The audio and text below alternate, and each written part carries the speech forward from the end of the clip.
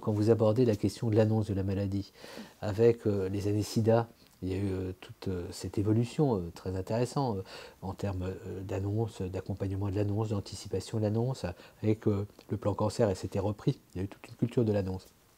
Mais une fois qu'on a dit ça, est-ce qu'on rentre vraiment dans le fond des questions? Est-ce que annoncer, c'est vraiment annoncer? Est-ce que c'est pas confirmé?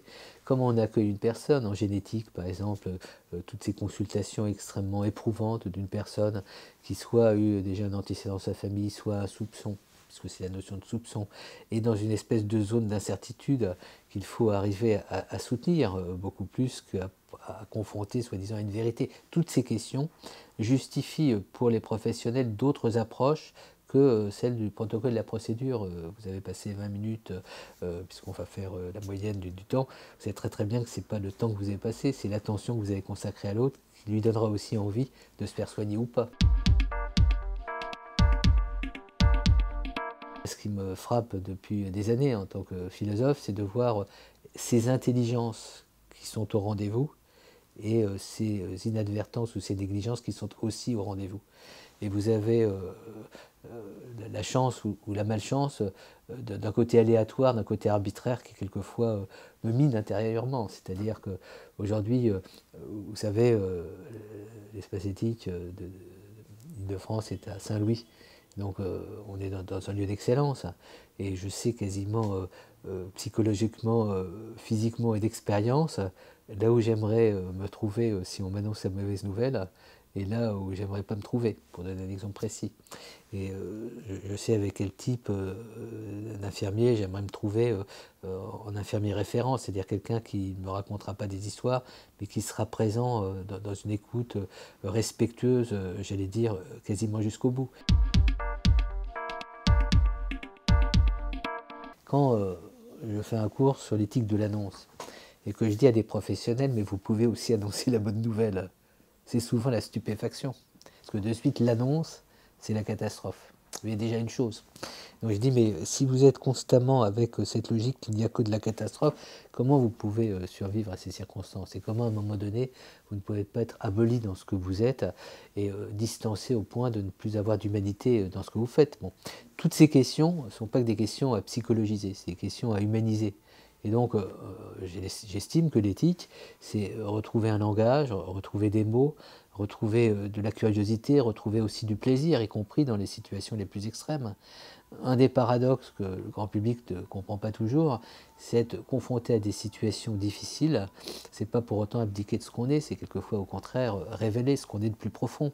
Que dans les situations les plus extrêmes de la maladie, c'est pas uniquement la catastrophe, c'est aussi vivre des expériences d'humanité, certes qu'on préfère ne pas vivre, mais qui sont constructives à la fois pour la personne et pour ses proches.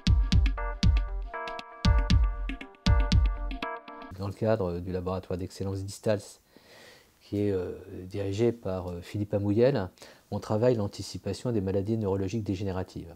Et la notion d'anticipation, pour nous, devient quelque chose d'impressionnant et qui justifie un accompagnement, puisque des personnes qui ne sont pas malades, qui risquent ou pourraient l'être, vont être de plus en plus diagnostiquées très en amont, avec toute cette prise en soin qu'il va falloir envisager, avec des tests qui ne seront pas uniquement produits dans un contexte médical. Sur Internet, vous pouvez, à travers un certain nombre de grandes sociétés en bourse, accéder finalement à finalement une connaissance, en tout cas une préconnaissance de ce qui risque de vous arriver. Et ça pose des vraies questions, à la fois avec beaucoup d'avantages, beaucoup d'inconvénients, des questions en termes de discrimination.